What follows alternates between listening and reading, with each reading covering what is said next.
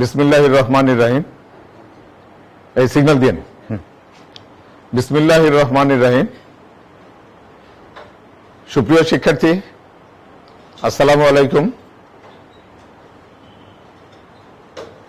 রাজশাহী কলেজের একাদশ শ্রেণীর অনলাইন ক্লাসে, সমাজকর্ম বিষয়ের অনলাইন ক্লাসে সকলকে স্বাগতম।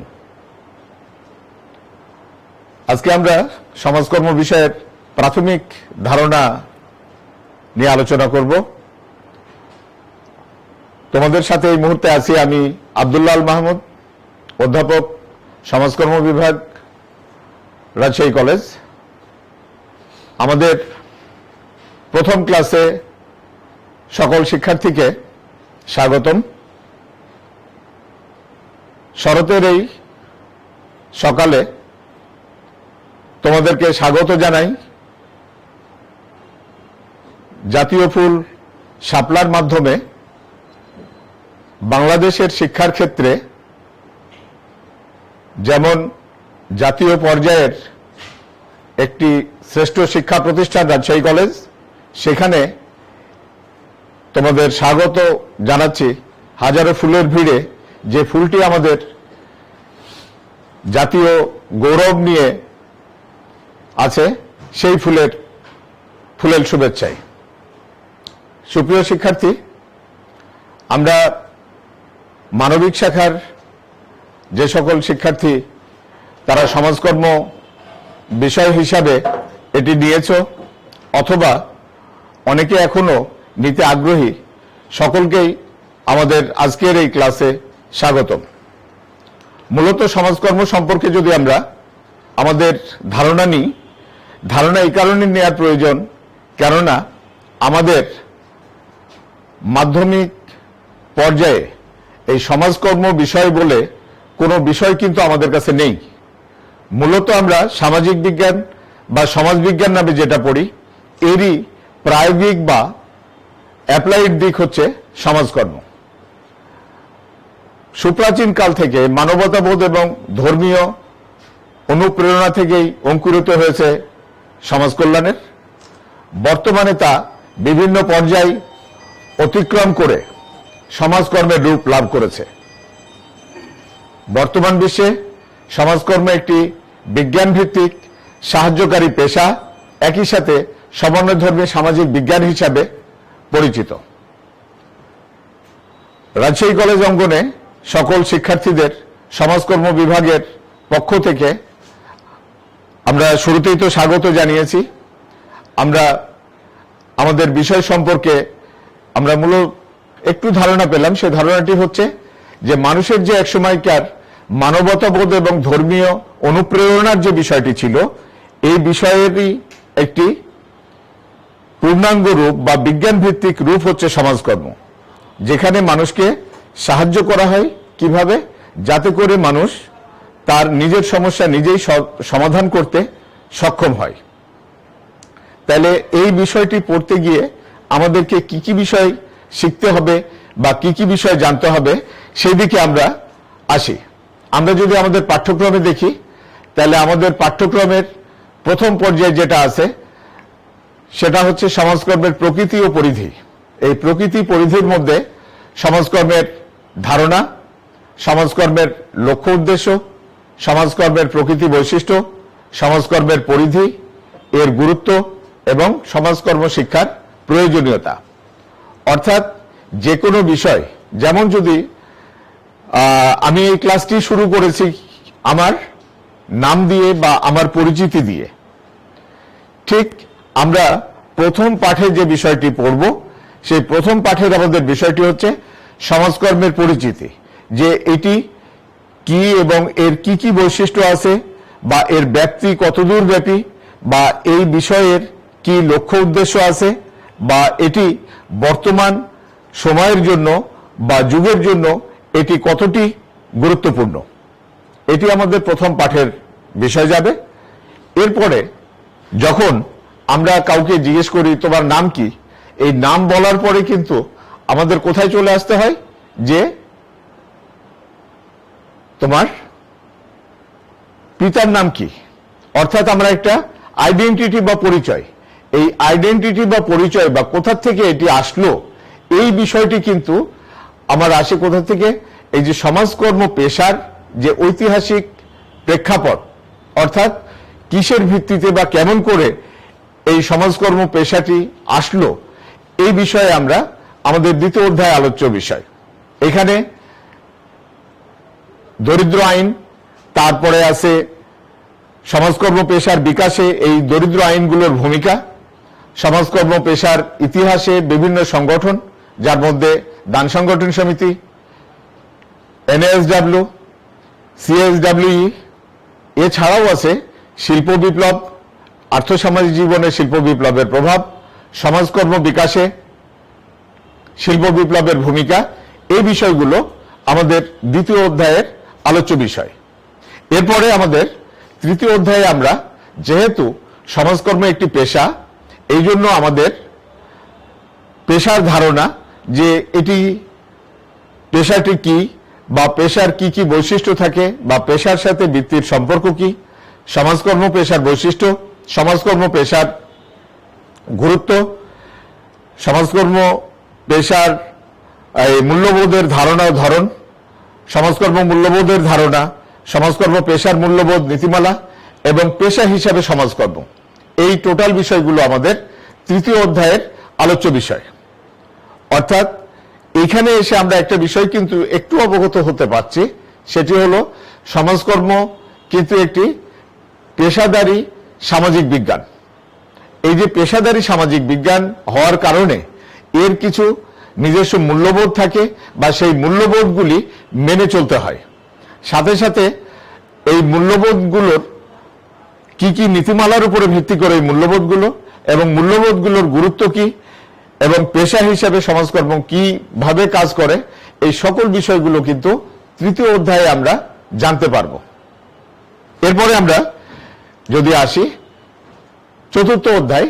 চতুর্থ অধ্যায় হচ্ছে সমাজ সম্পর্কিত কিছু প্রত্যয় বা কিছু কনসেপ্ট, অর্থাৎ শুধু সমাজকর্ম না, সমাজকর্মের সাথে রিলেটেড আরো কিছু বিষয় আছে। এই রিলেটেড বিষয়গুলো কি, যেমন সমাজকর্মের সাথে খুব কাছাকাছি একটি বিষয় আছে সমাজ কল্যাণ। এই বিষয়টি বা কি, এই বিষয়ের লক্ষ্য উদ্দেশ্যটা কি, সমাজকর্মের সাথে সমাজ কল্যাণের সম্পর্কটা কোথায়, এবং তার সাথে সাথে আমরা কিছু আবার শিখব কিছু ঐতিহ্যগত সমাজ কল্যাণ প্রতিষ্ঠান। এই ঐতিহ্যগত সমাজ কল্যাণ প্রতিষ্ঠানগুলো কি এবং এদের কাজগুলো কি, অর্থাৎ এর মধ্যে আছে দানশীলতা, সদকা, জাকাত, ধর্মগোলা, সরাইখানা, দেবোত্তর, এছাড়া ওয়াকফ, এতিমখানা। এই যে ট্র্যাডিশনাল যে জিনিসগুলো আমাদের জীবনের সাথে ঘটে থাকে, যেমন দানশীলতা, কম বেশি আমরা প্রত্যেকেই কিন্তু এই দানশীলতার সাথে সম্পৃক্ত। আমরা প্রথমে শুরুতেই যেটা বলেছিলাম যে মানুষের সমাজ কল্যাণের যে ধারণা, এটা মূলত মানবতাবোধ এবং ধর্মীয় মূল্যবোধ থেকে বা ধর্মীয় চেতনা থেকে, সেই তারই প্রেক্ষাপটে কিন্তু দানশীলতাটা আসছে, সাথে সাথে সদকাটাও চলে আসে। আরেকটি বিষয় আমরা বলছি, সেটি হচ্ছে জাকাত। বিশেষ করে মুসলিম সম্প্রদায়ের যারা অবস্থা সম্পন্ন মুসলিম সম্প্রদায়, আমরা আমাদের যারা সুপ্রিয় শিক্ষার্থী আছে, যাদের পরিবার এই প্রতি বছরই তারা এই জাকাতটি দিয়ে থাকে, অতএব এ বিষয়ে আমরা আরো একটু ব্যাপকভাবে জানব। এরপর আছে ধর্মগোলা, এই বিষয়টি আমাদের কাছে একটু নতুন হবে। আছে সরাইখানা, যদিও এই বিষয়টি নতুন, তারপরেও বলা যায় যে এই বিষয়ের আধুনিক রূপ কিন্তু আমরা সবসময় চোখের সামনে দেখি। তাহলে বিষয়টি কি, কোত্থেকে এই বর্তমান ধারণাটা আসলো, এইটা। এছাড়াও আছে কি দেবোত্তর, যেটা মূলত এই মুসলিম সম্প্রদায়ের ওয়াকফ এর সাথে সম্পর্কিত। এই যে দেবোত্তর এবং ওয়াকফ, এটি কেন এবং এর সাথে সমাজকর্মের সম্পর্কটা কোথায়, এই বিষয়গুলো আমরা এখানে জানবো। এরপরে জানবো খুব একটি টাচি ব্যাপার, সেটি হচ্ছে এতিমখানা সম্পর্কে। এছাড়াও আছে সমাজকর্মের সাথে আরো সম্পর্কিত কিছু প্রত্যয়, যেমন আছে সমাজ সেবা। এছাড়াও বলা হচ্ছে সামাজিক পরিবর্তন, এটির সাথে সমাজকর্মের কিন্তু একটা খুব ঘনিষ্ঠ এবং ওতপ্রোত সম্পর্ক। আরো একটি অত্যন্ত গুরুত্বপূর্ণ সম্পর্ক, সেটি হচ্ছে সামাজিক উন্নয়ন ও সমাজকর্ম। সামাজিক উন্নয়ন ছাড়া সমাজকর্মের লক্ষ্য বা উদ্দেশ্যতে পৌঁছানো যায় না। এছাড়াও বলা হচ্ছে আরো আমাদের যে এখানে প্রত্যয় আছে, এর মধ্যে সামাজিক আন্দোলন এবং সমাজ সংস্কার। সামাজিক আন্দোলন, সমাজ সংস্কারের মধ্যে আমরা দু একটা জিনিস, চারটে বিষয় মূলত, তিনটে বিষয় শিখব। এর মধ্যে আছে সতীদাহ প্রথা, তারপরে আছে বিধবা বিবাহের প্রচলন এবং নারী শিক্ষা। এটি আমরা চতুর্থ অধ্যায়ে যে সমাজকর্মের বিভিন্ন প্রত্যয়, এই প্রত্যয়গুলির সাথে এটি আমরা জেনে যাব। আমাদের পঞ্চম অধ্যায় সমাজকর্মের জ্ঞানের সাথে বিভিন্ন শাখা এবং পেশার সম্পর্ক। সমাজকর্মের জ্ঞানের সাথে বিভিন্ন শাখা এবং পেশার সম্পর্ক এটি এই জন্যই প্রয়োজন, কেননা সমাজকর্ম একটি গতিশীল এবং আধুনিক সামাজিক বিজ্ঞান। এই আধুনিক সামাজিক বিজ্ঞান হওয়ার কারণে এটি হয়েছে কি, সামাজিক বিজ্ঞানের বিভিন্ন শাখা থেকে এর জ্ঞানটি সমৃদ্ধ হয়েছে, বা সামাজিক বিজ্ঞানের বিভিন্ন শাখাকে বাস্তব ক্ষেত্রে প্রয়োগ করে এটির আরো একটি উন্নতির ক্ষেত্রে মূলত এই সমাজকর্ম কাজ করে থাকে। যে কারণে আমাদেরকে এই অধ্যায়ের সাথে আমরা যেটি শিখব তার মধ্যে আছে সমাজকর্ম সমাজবিজ্ঞান, আছে সমাজকর্ম নৃবিজ্ঞান, সমাজকর্ম মনোবিজ্ঞান, সমাজকর্ম ও পৌরনীতি সুশাসন, যেটি একটু আগেই আমাদের খুব স্নেহের সহকর্মী মোহাম্মদ ওয়াহিদুজ্জামান তোমাদের এই পৌরনীতি সুশাসনের উপরে ক্লাস নিল। এটার সাথেও সমাজকর্মের কি সম্পর্ক সেটাও আমরা জানবো। আমরা জানবো সমাজকর্মের সাথে অর্থনীতির কি সম্পর্ক, আমরা জানবো সমাজকর্মের সাথে জনবিজ্ঞান অর্থাৎ জনসংখ্যা সম্পর্কিত বিজ্ঞান বা ডেমোগ্রাফির কি সম্পর্ক। এই যে কয়েকটা বিষয়ের সাথে বা জ্ঞানের কয়েকটি শাখার সাথে সম্পর্কের পর আমরা পরবর্তী ধাপে যাব কি, সমাজকর্মের সাথে বিভিন্ন পেশার সম্পর্ক। এই পেশার মধ্যে আছে সমাজকর্মের সাথে চিকিৎসা পেশার সম্পর্ক, সমাজকর্মের সাথে আইন পেশার সম্পর্ক, সমাজকর্মের সাথে সাংবাদিকতার সম্পর্ক। কেন পেশার বিষয়টি আমাদেরকে, আমরা তো জ্ঞানের বিষয় জানলাম, তারপরে পেশার বিষয়টি কেন জানতে হচ্ছে? মূলত জানতে হচ্ছে আমাদেরকে এই কারণে যে সমাজকর্মও কিন্তু একটি পেশা।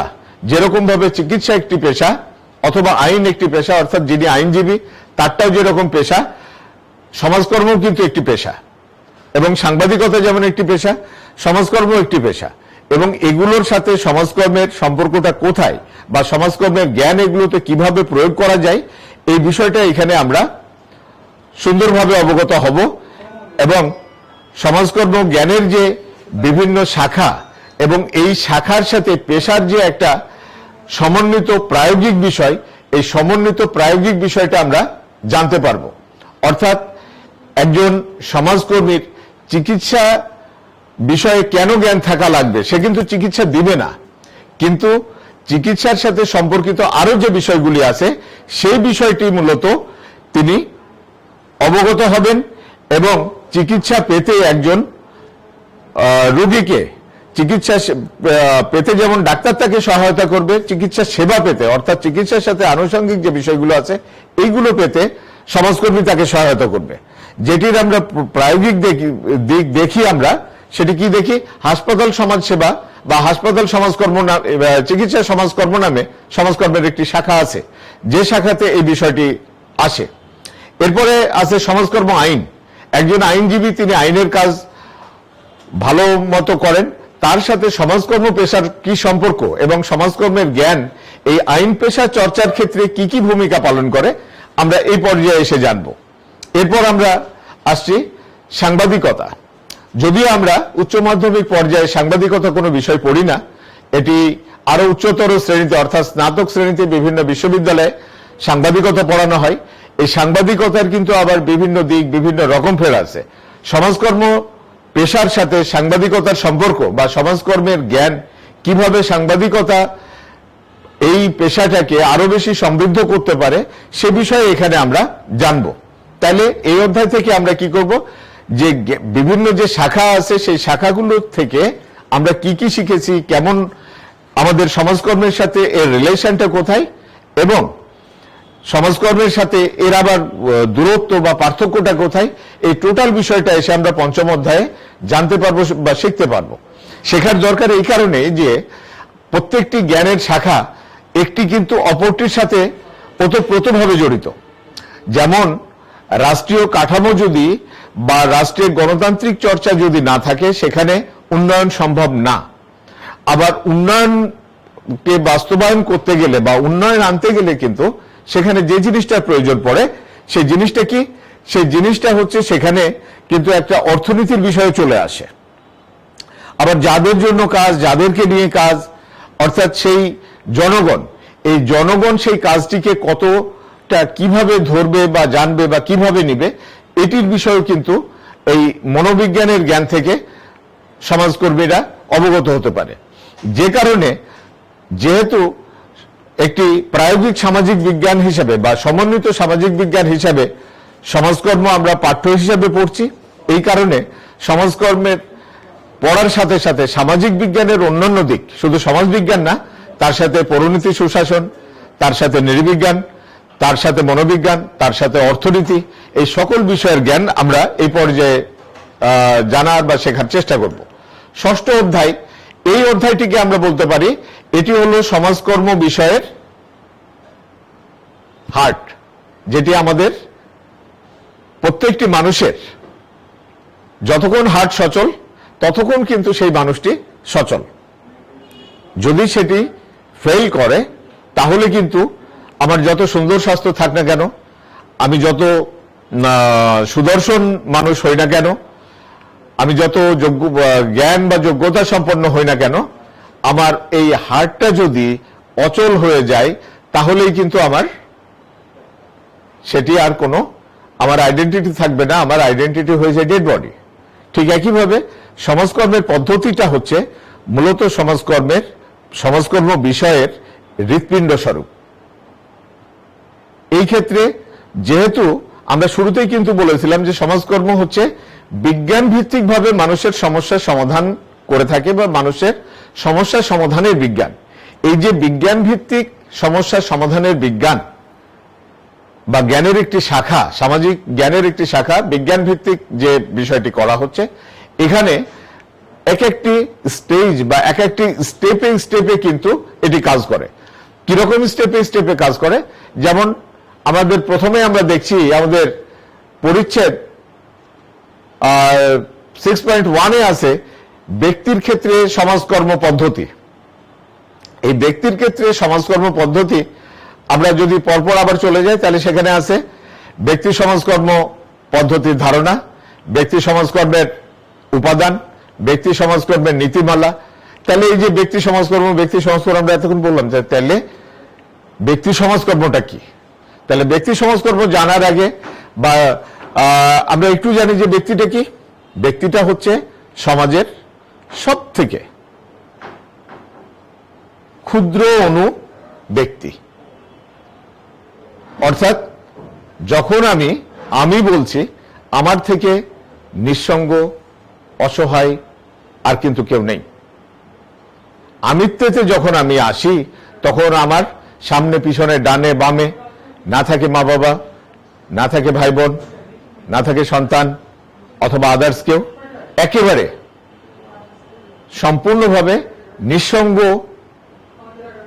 একটি একক, সেটি হচ্ছে আমি, বা সেটিকে আমরা সামাজিক বিজ্ঞানের ভাষায় বলি ব্যক্তি।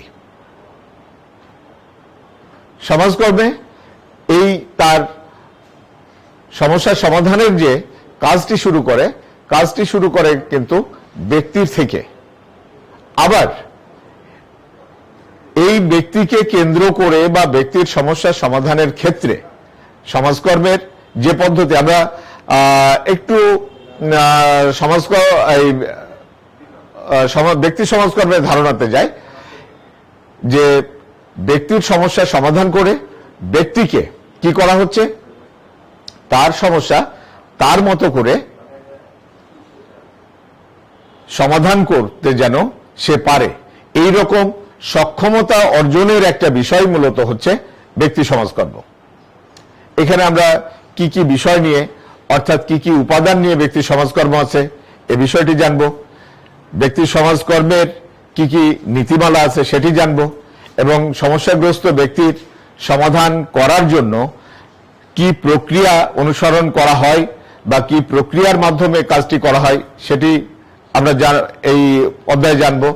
সমস্যাগ্রস্ত ব্যক্তির সাথে ব্যক্তি সমাজকর্মী কিভাবে কাজ করলে বা কিভাবে তাদের সম্পর্কটা তৈরি করলে এটি কাজটি ভালো হবে এটি আমরা জানব ব্যক্তি সমাজকর্ম কোন কোন ক্ষেত্রে প্রয়োগ করা যায় বা কোন কোন ক্ষেত্রে প্রয়োগ করা হচ্ছে এটি আমরা ব্যক্তি সমাজকর্ম পদ্ধতির ক্ষেত্রে জানব। পরবর্তীতে আমরা পরিচ্ছেদ 6.2 তে আছে আমাদের দল ও সমষ্টির ক্ষেত্রে সমাজকর্ম পদ্ধতি। দল ও সমষ্টির ক্ষেত্রে সমাজকর্ম পদ্ধতির যে বিষয়টা, এখানে আমরা কি লাভ করব? দলের ধারণা লাভ করব। তাহলে আমরা এতক্ষণ কিন্তু একেবারে একাকিত্বের মধ্যে ছিলাম, একজন এককের কথা বললাম।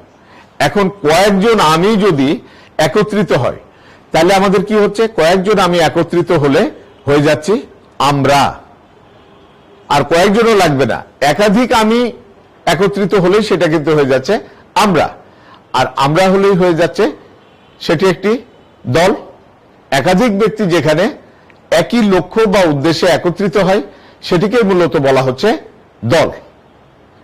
আর যখন কিছু সমস্যা আছে মানুষ এককভাবে সমাধান করতে পারে না বা সম্ভব হয় না, সেটিকে যখন ওই একাধিক মানুষের প্রচেষ্টায় বা সমস্বার্থ সংশ্লিষ্ট মানুষের প্রচেষ্টায় সমাধান করার সমাজকর্মের যে পদ্ধতি, সেটাকে মূলত সাধারণ ধারণায় বলা হচ্ছে এটি হচ্ছে দল সমাজকর্ম। একইভাবে আমরা এটা ব্যক্তি সমাজকর্মের মতো এখানকার উপাদান, এখানকার নীতিমালা, দল সমাজকর্মের প্রক্রিয়া, সমস্যা সমাধান প্রক্রিয়া, দল সমাজকর্মী কি ভূমিকা পালন করে এবং দল সমাজকর্মের কি প্রয়োগ ক্ষেত্র আছে, অর্থাৎ কোথায় কোথায় প্রয়োগ করা যায়, এই বিষয়টি কিন্তু আমরা এই ষষ্ঠ অধ্যায়ের সেকেন্ড পার্টে অর্থাৎ 6.2 তে আলোচনা করব। এর সাথে কিন্তু আরো একটি বিষয় দেখা যাচ্ছে, এই দল ও সমষ্টি। সমষ্টি বলতে আমরা কি বুঝি? যদি সমষ্টির কথা সাধারণভাবে আমরা ধরে নিই তাহলে সমষ্টি বলতে আমরা কি বুঝি? সমষ্টি বলতে মোটামুটি ভাবে বোঝা যায় যে যোগ বা টোটাল বা মোট। কিন্তু সামাজিক বিজ্ঞানে সমষ্টিটা হচ্ছে কি, যেটার আমরা যদি ইংরেজি করি, সমষ্টির ইংরেজি হচ্ছে কমিউনিটি। আর এই কমিউনিটিকে যদি আমরা সরাসরি আবার আবিধানিক বাংলা করি, সেখানে চলে আসে কিন্তু সম্প্রদায়। সম্প্রদায় বিষয়টা কোথায় আসে? সম্প্রদায় একটু কিন্তু আবার সংকীর্ণ অর্থে চলে আসে। এই সংকীর্ণ অর্থে আসে এই কারণেই কিন্তু সমষ্টিটাকে একটু মানে ভালো শ্রুত বাংলা বা একটু বলা যায় যে সুগার কোটেড একটা বাংলা, যেটা হচ্ছে সমষ্টি। এই সমষ্টি সমাজকর্ম আবার দুই ধরনের হয়ে থাকে। এটি আমরা যখন আলোচনায় যাব যে সমষ্টি বলতে আমরা কি বুঝি, যখন সমস্বার্থ প্রণোদিত বা সমস্বার্থের কিছু সংখ্যক মানুষ, অর্থাৎ এই যে দলের কথা আমরা বললাম, এই দলের থেকে বড় একক বা বড় ইউনিট হচ্ছে মূলত সমষ্টি। এই সমষ্টির সম্পর্কে আমরা ধারণা লাভ করব, এর প্রকৃতি বা সমষ্টি সমাজকর্মের ধারণা এবং এর শ্রেণীবিভাগ, সমষ্টি সমাজকর্ম কি কি উপাদান নিয়ে কাজ করে, সমষ্টি সমাজকর্মের কি কি নীতিমালা আছে, সমষ্টি সমাজকর্মের আবার আমরা একটা জিনিস দেখতে পাচ্ছি, যদি স্লাইড তোমরা দেখে থাকো, সেখানে সমষ্টি উন্নয়ন ও সমষ্টি সংগঠন বলে একটি শব্দ আছে। তাহলে এটিও আমরা শিখতে পারবো যে সমষ্টি বলার পরেও কিন্তু দুটো বিষয় চলে আসে, সমষ্টি উন্নয়ন এবং সমষ্টি সংগঠন।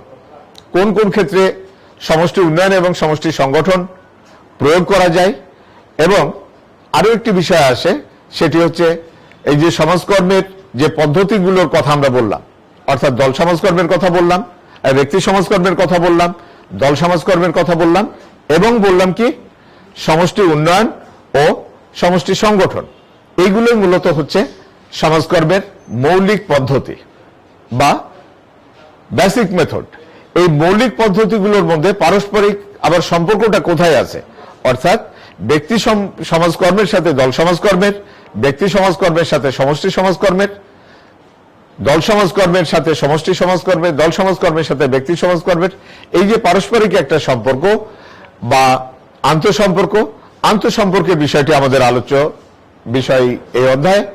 এরপরে আমরা আসি যে মূল সমাজকর্ম তো আমাদের আছেই, বা মৌলিক পদ্ধতি আছে, এই মৌলিক পদ্ধতিকে সাপোর্ট দেওয়ার জন্য যেরকম ভাবে আমাদের যারা মানবিক শাখার শিক্ষার্থী তারা বাংলা ইংরেজি সহ অপশনাল বা ঐচ্ছিক 3টি বিষয়ের পরেও কিন্তু একটি অতিরিক্ত বিষয় প্রায় সবারই আছে, শুধু মানবিক শাখা না, বিজ্ঞান শাখা এবং ব্যবসায় শিক্ষা শাখার শিক্ষার্থীরাও 4 সাবজেক্ট বলে উচ্চ মাধ্যমিক লেভেলে অর্থাৎ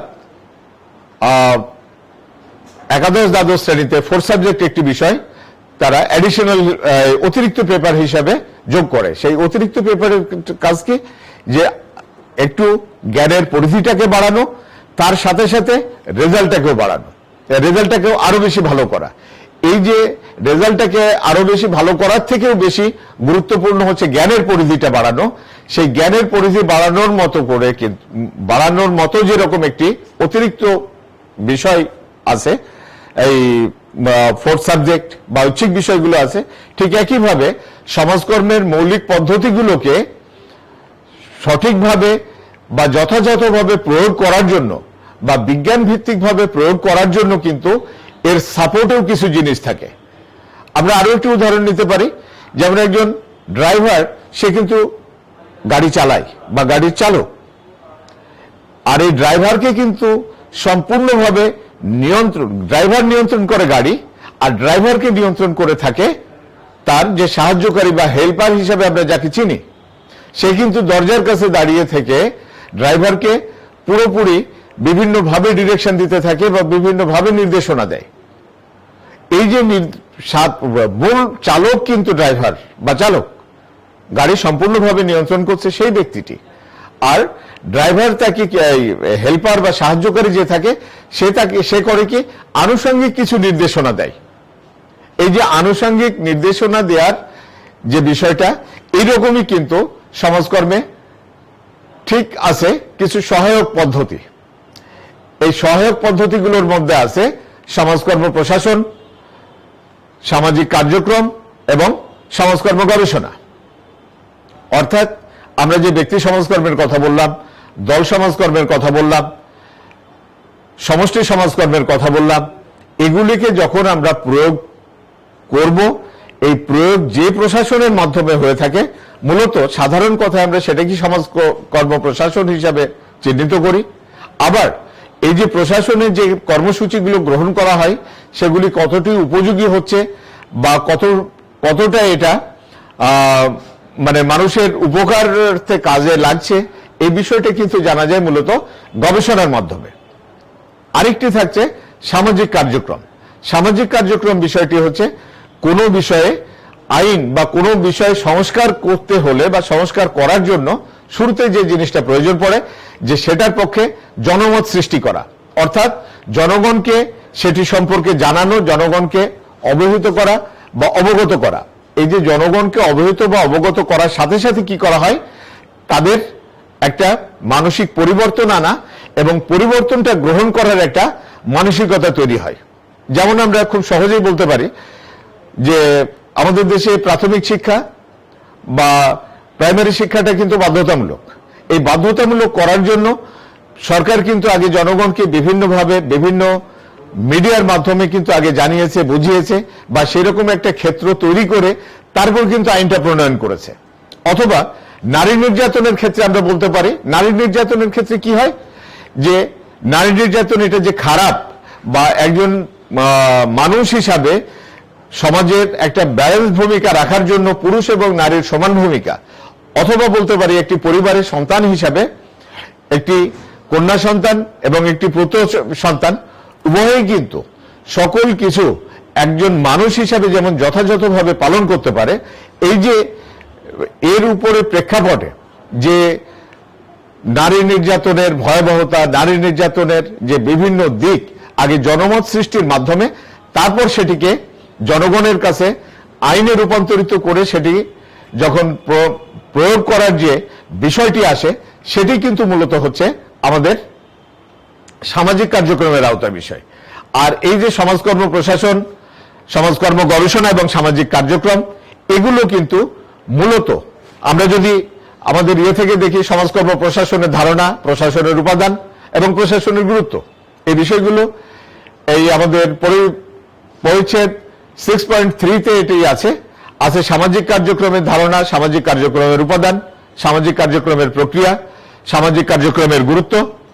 এছাড়াও আছে সমাজকর্ম গবেষণা, সামাজিক গবেষণা, সমাজকর্ম গবেষণার ধাপ, সমাজকর্ম গবেষণার প্রস্তাবনা আছে, সমাজকর্মের মৌলিক এবং সহায়ক পদ্ধতিগুলোর মধ্যে পারস্পরিক একটা সম্পর্ক, যে এই যে মৌলিক পদ্ধতিগুলো আছে সেগুলো প্রয়োগের ক্ষেত্রে বা সেগুলোকে প্রয়োগ করতে গিয়ে কি অবস্থা, এগুলো আমরা গবেষণার মাধ্যমে পেতে পারি। এই ষষ্ঠ অধ্যায়টা মূলত কিন্তু সমাজকর্মের, আমি যেটা শুরুতেই বললাম যে এটি হচ্ছে সমাজকর্মের হৃৎপিণ্ড স্বরূপ।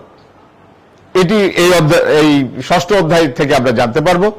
পরবর্তী আমরা সপ্তম অধ্যায়ে যদি চলে যাই, সামাজিক নীতি, পরিকল্পনা এবং সমাজকর্ম। এই বিষয়টি কি? এই বিষয়টি হচ্ছে সামাজিক নীতি। সামাজিক নীতি কি বা সামাজিক নীতির বৈশিষ্ট্য, সামাজিক নীতি প্রণয়নের উদ্দেশ্য এবং সামাজিক নীতি প্রণয়নের প্রক্রিয়া। যে সামাজিক নীতি বলতে সমাজে যে বিভিন্ন সমাজের মানুষের কল্যাণার্থে বা উপকারার্থে যে নীতিগুলো প্রণয়ন করা হয়, এগুলি হচ্ছে মূলত সামাজিক নীতি। আমরা নিচে কিছু সামাজিক নীতির উদাহরণ দেখতে পাচ্ছি, যেটা আছে শিক্ষানীতি 2020, তারপরে বলা হচ্ছে জনসংখ্যা নীতি 2012, নারী উন্নয়ন নীতি 2011, শিশু নীতি 2011। এইগুলি এই যে শিক্ষা সংক্রান্ত বিষয়, যে এই দেশের শুধু না, প্রত্যেকটি দেশই তার নিজস্ব শিক্ষানীতি রাখে, নিজস্ব জনসংখ্যা নীতি রাখে, নিজস্ব নারী উন্নয়ন নীতি রাখে, শিশু নীতি রাখে। এইরকম কিন্তু বিভিন্ন বিষয়ে, সামাজিক বিষয় আছে, আরো অন্যান্য বিষয় কিন্তু এরকম যে রাষ্ট্রীয় নীতিমালা, এই রাষ্ট্রীয় নীতিমালাগুলো আমাদের এই অধ্যায়ের বিষয়। আবার এটির সাথে সাথে আমাদের আরো একটি বিষয় চলে আসে, সেটি হচ্ছে পরিকল্পনা। এই পরিকল্পনার বিষয়টি কি আসে, যে সমাজ উন্নয়নের ক্ষেত্রে পরিকল্পনা কিভাবে সমাজ উন্নয়নকে আরো সামনের দিকে এগিয়ে নিয়ে যেতে পারে, অর্থাৎ নীতি বাস্তবায়ন করার জন্য কিন্তু কিছু পরিকল্পনার প্রয়োজন পড়ে। পরিকল্পনা কত ধরনের হয়, আর শুধু সেটা না, সমাজের উন্নয়নের ক্ষেত্রে পরিকল্পনাটা কিরকম হতে পারে। যেমন আমরা এখানে পরিকল্পনার যে বিভিন্ন প্রকারভেদের কথা বলছি, এই প্রকারভেদের মধ্যে বার্ষিক পরিকল্পনা বলছি, পঞ্চবার্ষিক পরিকল্পনা বলছি আমরা প্রেক্ষিত পরিকল্পনা। এই যে বিভিন্ন ধরনের পরিকল্পনার যে বিষয়গুলো আছে, এই পরিকল্পনার বিষয়গুলোই মূলত আমাদের এই সপ্তম অধ্যায়ের আলোচ্য বিষয়। আমাদের যেমন নীতিগুলো বাস্তবায়ন করা এবং সেই নীতি বাস্তবায়ন করার জন্য পূর্ব প্রস্তুতি হিসাবে কি কি কাজ দরকার বা পরিকল্পনাটা কি রকম হওয়া দরকার, সেটি বার্ষিক হবে না সেটি পঞ্চবার্ষিক হবে বা সেটা প্রেক্ষিত হবে, এই সকল বিষয় এবং এই সকল বিষয়ে সমাজকর্মীরা কি ভূমিকা পালন করতে পারে বা এইসব পরিকল্পনা বাস্তবায়ন করতে গিয়ে কি কি সমস্যা দেখা দিতে পারে, এই আমরা সপ্তম অধ্যায়ের আমাদের আলোচ্য বিষয়। আমরা অষ্টম অধ্যায় অর্থাৎ আমাদের সিলেবাসের শেষ অধ্যায় সেটি হচ্ছে এই সমাজকর্ম পেশার সমস্যা এবং সম্ভাবনা। আমরা তো শুরুতেই বলেছি যে সমাজকর্ম হচ্ছে একটি পেশাদারী বিষয় এবং এই পেশাদারী বিষয় এখানকার জ্ঞান এবং এখান থেকে যে সম্ভাব্য আমাদের যে পাওয়ার যে যে বিষয়গুলি আছে, অর্থাৎ পেশা হিসাবে এটি আমাদের মতো দেশগুলোতে কি ভূমিকা রাখছে বা উন্নত বিশ্বে এগুলি কি ভূমিকা রাখছে, এই সকল বিষয়, বাংলাদেশে সমাজকর্ম শিক্ষার অবস্থাটি কেমন, এই সকল বিষয় আমাদের ষষ্ঠ অধ্যায়ের আলোচ্য বিষয়, যেখানে সমাজকর্ম পেশার সমস্যা ও সম্ভাবনা, তার সাথে সাথে আমাদেরকে একই সাথে অন্যান্য দেশে অর্থাৎ যুক্তরাজ্য ইংল্যান্ড, যুক্তরাষ্ট্র যেটা মার্কিন যুক্তরাষ্ট্র বলে আমরা জানি, আমেরিকা, অস্ট্রেলিয়া, এই উন্নত দেশগুলোতে সমাজকর্ম শিক্ষার কি অবস্থা, সাথে সাথে কিছু উন্নয়নশীল দেশ যেমন ভারত, শ্রীলঙ্কা, দক্ষিণ কোরিয়া, যদিও জাপান এবং চীন উন্নত দেশের মধ্যে পড়ে, এই কয়টি দেশের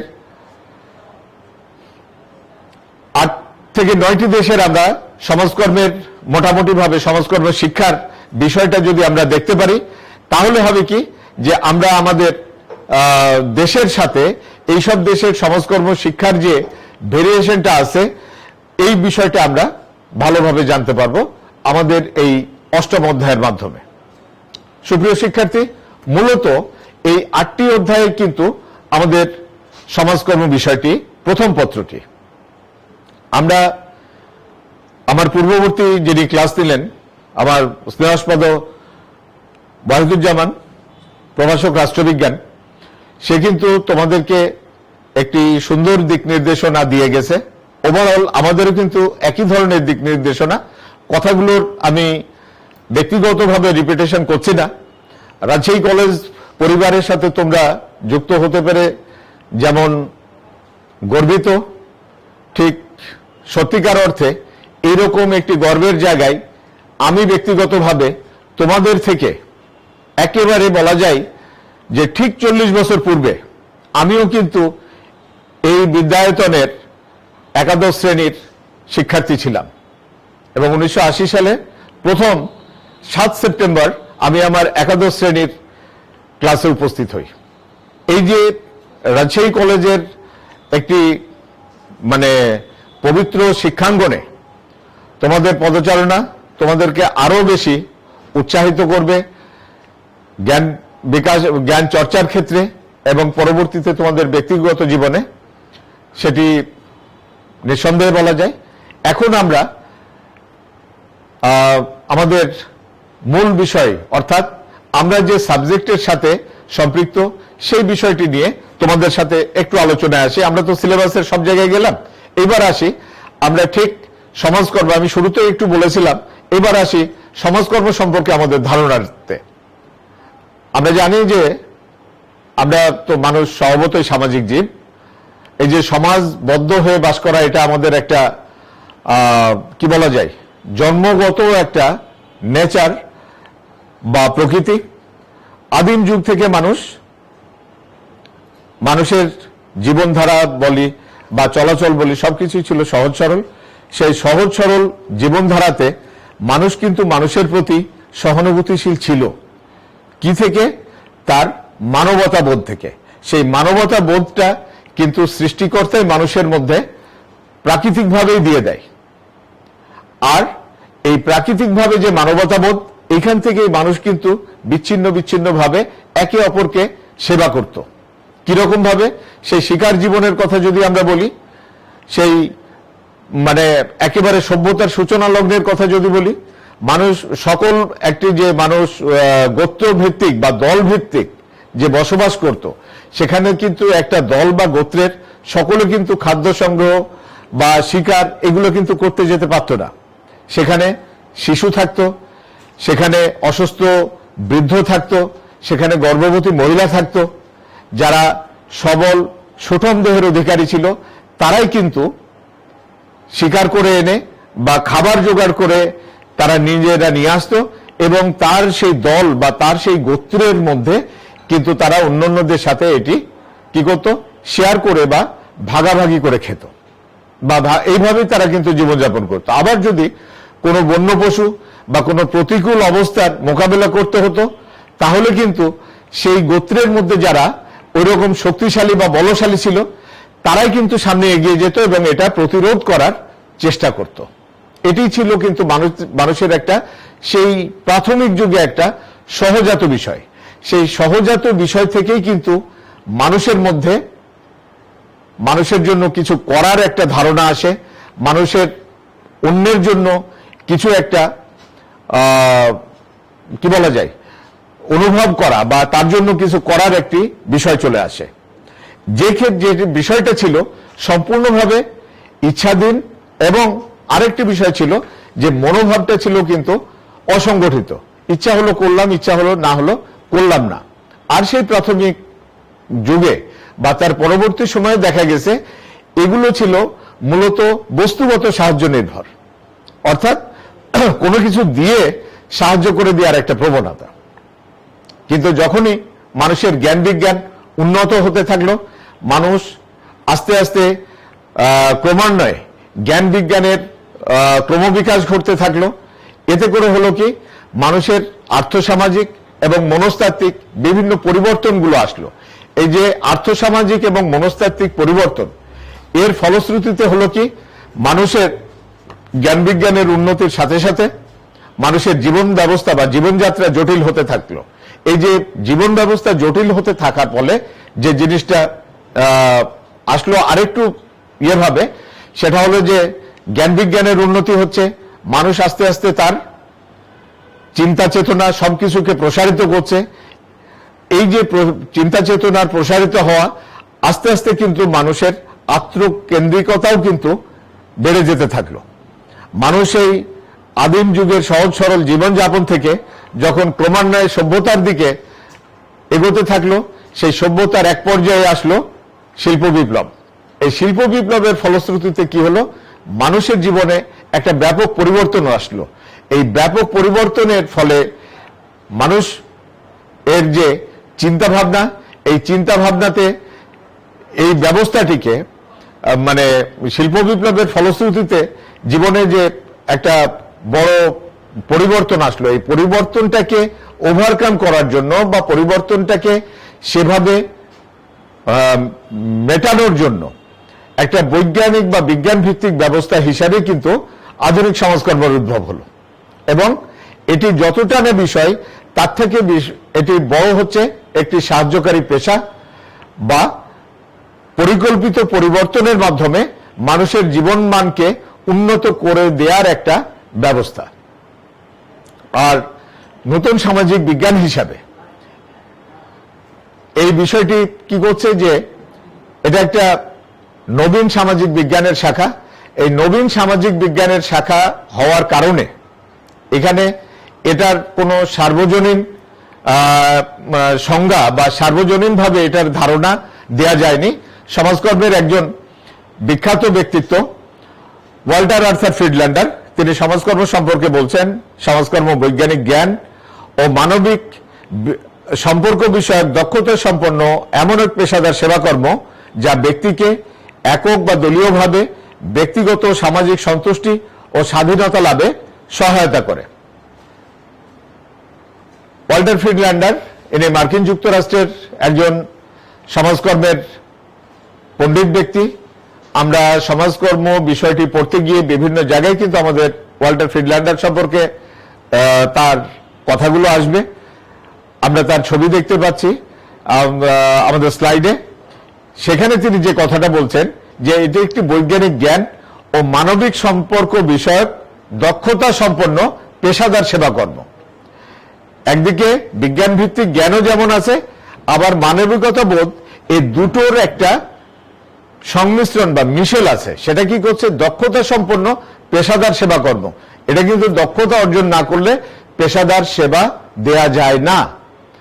যেমন আমরা উদাহরণ হিসাবে বলতে পারি যে অনেকেই কিন্তু অনেক পেশার ব্যক্তি আছে, বিশেষ করে আমাদের খুব কাছাকাছি যে ব্যক্তিবর্গ আছেন তাদেরকে আমরা করি। যেমন এমবিবিএস পাশ করলে সবাই কিন্তু খুব উঁচু মানের ডাক্তার হয় না। তিনি আস্তে আস্তে আস্তে আস্তে প্র্যাকটিস করতে করতে তিনি কিন্তু তার দক্ষতার লেভেলে পৌঁছান। ঠিক একইভাবে যারা সমাজকর্মী, তারা তাদের বিষয়ের জ্ঞান এবং তার সাথে তার মানবিকতা বোধ, এই দুটোর মিশেল করে আস্তে আস্তে তার ডেভেলপমেন্টটাকে নিয়ে আসে এবং সে এই সেবা কর্মটাকে প্র্যাকটিস করে। এটি কি করছে, ব্যক্তিকে এককভাবে বা দলীয়ভাবে ব্যক্তিগত এবং সামাজিক সন্তুষ্টি লাভ, অর্থাৎ আমরা যে যেমনটি চাই এই সন্তুষ্টি লাভে আমাদেরকে সাহায্য করা। তার সাথে সাথে আরেকটি কি বলা হচ্ছে, এবং স্বাধীনতা লাভে সহায়তা করা। স্বাধীনতাটা কেন, যে আমি সেটি গ্রহণ করব কি গ্রহণ করব না, আমার সেই স্বাধীনতাটা সেখানে থাকতে হবে। এটি একটি সংজ্ঞা ওয়াল্টার ফ্রিডল্যান্ডারের। আরো একটি সংজ্ঞা রেক্স স্কিডমোর এবং মিল্টন জি থ্যাকরের। এই মিল্টন জি থ্যাকরে এবং রেক্স স্কিডমোর ওনাদের বিখ্যাত বই ইন্ট্রোডাকশন টু সোশ্যাল ওয়ার্ক, এই বইয়ে তারা দুইজনে যেটা বলছেন যে সমাজকর্ম হচ্ছে এমন একটি কলা, বিজ্ঞান এবং পেশা যা ব্যক্তি সমাজকর্ম, দল সমাজকর্ম, সমষ্টি সংগঠন, প্রশাসন ও গবেষণা সহ সমাজকর্ম অনুশীলনের মাধ্যমে জনগণকে এমনভাবে সহায়তা করে যাতে তারা তাদের ব্যক্তিগত, দলীয় ও সমষ্টি সমস্যার সমাধান করে সন্তোষজনক ব্যক্তিগত, দলীয় ও সামাজিক সম্পর্ক লাভে সক্ষম হয়। অর্থাৎ আমরা ফ্রিডল্যান্ডারের সংজ্ঞার সাথে এই সংজ্ঞার কিন্তু একই আমরা মিল দেখতে পাচ্ছি। ফ্রিডল্যান্ডারের সংজ্ঞায় যেমন বলা হচ্ছে যে ব্যক্তিকে একক বা দলীয়ভাবে ব্যক্তিগত সামাজিক সন্তুষ্টি, ঠিক এই স্কিডমোর এবং মিল্টন জি থ্যাকারি তারাও কিন্তু বলছেন যে ব্যক্তিগত, দলীয় এবং সমষ্টি সমস্যার সমাধান করে সন্তোষজনক ব্যক্তিগত, দলীয় এবং সামাজিক সম্পর্ক লাভে সক্ষম করে তোলা।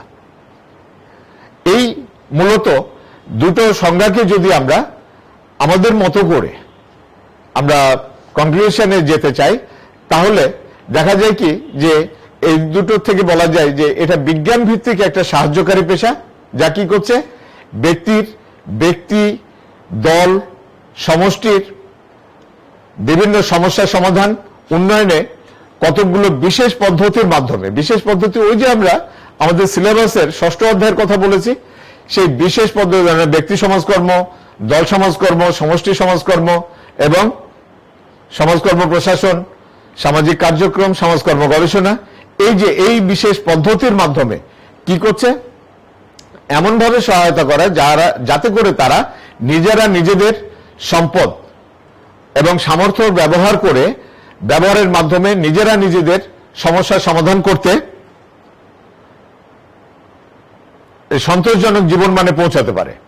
সন্তোষজনক জীবন মানে এই নিজেদের সম্পদ এবং সামর্থ্যের সর্বোত্তম ব্যবহার বলতে আমি শুরুতেই বলেছিলাম কিন্তু যে সমাজকর্ম এমন একটি সামাজিক বিজ্ঞানের শাখা, যে সামাজিক বিজ্ঞানের শাখা সমস্যাগ্রস্ত মানুষকে তার সমস্যা সে যেন নিজেই সমাধান করতে পারে এইরকম একটি অবস্থায় পৌঁছে দেয়া, অর্থাৎ তাকে যেন অন্যের কাছ থেকে সে সাপোর্ট নেবে কিন্তু সরাসরি অন্য কেউ তার সমস্যাটি সমাধান করে দিবে না। কেননা যে কারণে আমার সমস্যার সৃষ্টি হচ্ছে, যেভাবে আমি সমস্যার সৃষ্টি করছি, ওটা যদি সমাধান করার রাস্তাটি আমার জানা থাকে বা ওইটা যদি আমার জানা থাকে, রোডম্যাপটি যদি আমার জানা থাকে, তাহলে কিন্তু আমি আমার সেই সমস্যা থেকে দূরে থাকতে পারবো।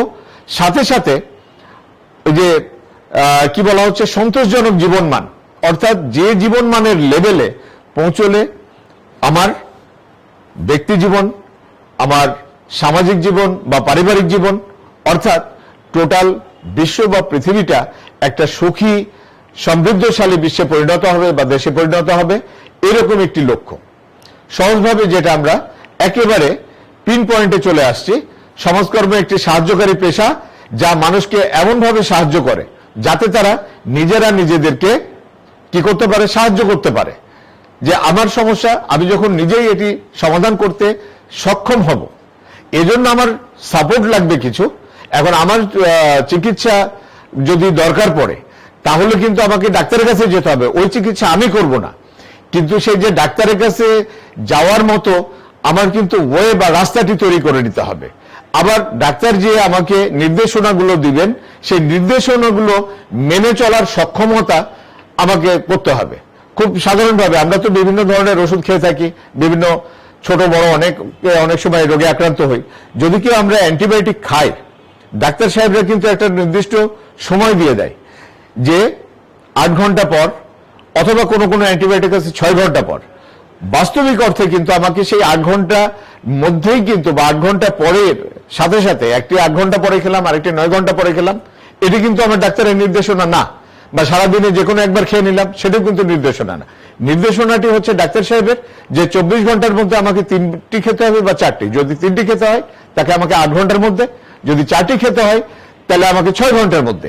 এই যে টাইমটা মেনে নেয়ার যে একটা মানসিকতা, অথবা আমাকে কোনো কারণবশত আমাকে কিছু পরামর্শ চিকিৎসক হোক বা অন্য কেউ দিয়েছে যে এইভাবে কাজ করবে, সেটা আমি না শুনে আমার সমস্যা সেইভাবে সমাধান না করে আমি তো ওই নিজে সমাধান করতে যাওয়া কিন্তু না।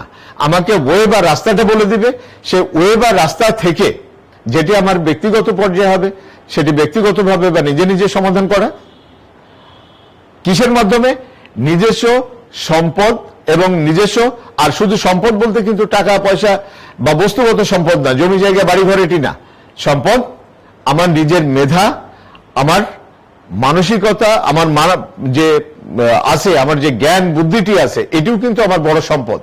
এই সমস্ত কিছু আমার বস্তুগত অবস্তুগত এই সমস্ত সম্পদ কাজে লাগিয়ে সমস্যার সমাধান করা, অর্থাৎ একজন সমস্যাগ্রস্ত মানুষই শুধু না, শুধু সমস্যাগ্রস্ত মানুষের সমস্যার সমাধান সমাজকর্ম না, সমস্যার সাথে আমরা যারা সম্পৃক্ত না এরাও যেন একটা বেটার লাইফ লিড করতে পারে বা উন্নত মানের জীবন যাপন করতে পারে, এই রকম একটি আগামী ভবিষ্যৎ বা আগামী প্রজন্ম বা আগামীর পৃথিবীর দেখার স্বপ্ন নিয়ে এই সমাজকর্ম বিষয়টি আমাদের সামাজিক বিজ্ঞান শাখার অন্যতম বিষয় হিসাবে এটি বিস্তৃত হচ্ছে। আমরা প্রত্যাশা করব আমাদের সুপ্রিয় শিক্ষার্থী যারা রাজশাহী কলেজে একাদশ শ্রেণীতে বিভিন্ন শাখায় ভর্তি হয়েছে, তাদেরকে যেরকম আমি ব্যক্তিগতভাবে ওয়েলকাম জানালাম আমাদের এরকম জাতীয় পর্যায়ের একটি শিক্ষা প্রতিষ্ঠানে জাতীয় ফুলের মাধ্যমে, সেই রকম প্রত্যাশা করব যে এইরকম ফুলের মতো সুন্দর জীবন, ফুলের মতো একটি চমৎকার আগামী ভবিষ্যৎ দিয়ে তোমাদের রাজশাহী কলেজের আজকের এই প্রথম দিনের চলাটা শুরু হোক। আমরা রাজশাহী কলেজের সকল শিক্ষক যে লেভেলেরই আছি না কেন, তোমাদের সহযোগিতায় আমরা সবসময় প্রস্তুত আছি। তোমাদের যে কোনো ধরনের লেখাপড়া সংক্রান্ত সহযোগিতা ইনশাল্লাহ আমরা করব। আর অন্যান্য আনুষঙ্গিক বিষয় তো আমাদের ওয়াহিদুজ্জামান স্যার বলে গেছেন, এই জন্য ওই বিষয়গুলোতে আনছি না। আজকে প্রথম ক্লাস ধন্যবাদ জানিয়ে এবং আগামী ক্লাসের আমন্ত্রণ জানিয়ে, অবশ্যই তোমরা এই শিডিউল পেয়েছো, আগামী ক্লাসে আমরা সমাজকর্মের প্রকৃতি এবং বৈশিষ্ট্য, নেচার এবং ক্যারেক্টারিস্টিক, এই বিষয়টি আমরা আলোচনায় যাব। সকলকে ধন্যবাদ জানিয়ে এবং সকলের সুস্বাস্থ্য কামনা করে আজকের ক্লাস এখানে শেষ করছি। সকলকে ধন্যবাদ। আল্লাহ হাফিজ।